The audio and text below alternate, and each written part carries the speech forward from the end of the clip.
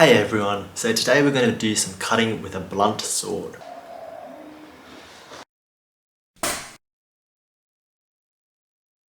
So this is my Jian.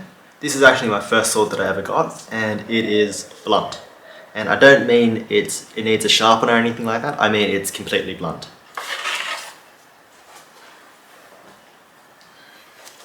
As you can see, it is blunt. Very, very blunt. And it hasn't been sharpened, nothing's been done to it. And I trained with this sword for quite some time, just for the weight of it, because I wanted a metal sword and I got it quite cheaply. And it also looks quite nice. And so today I'm going to show you that we can actually cut pool noodles using a blunt sword.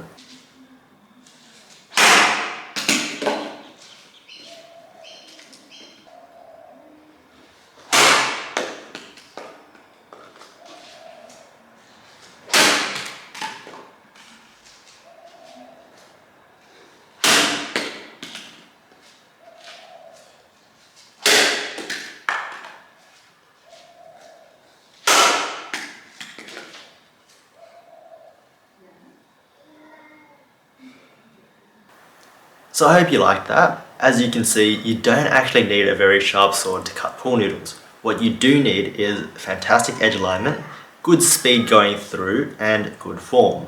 So a lot of people, then you see them having razor sharp swords, talk about how their sword should be shaving sharp, and then they train with it.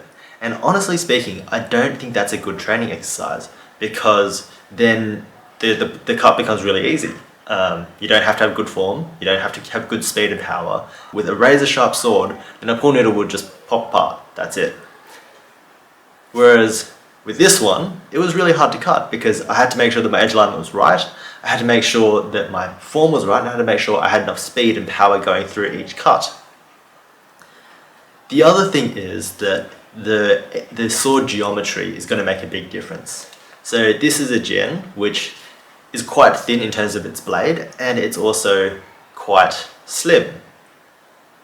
Now if I were to try doing this with a completely blunt katana, it's got quite a thick blade, it's got a very steep angle, and so I don't actually think I'd be able to cut through a pool noodle with a blunt katana. But with this, I can.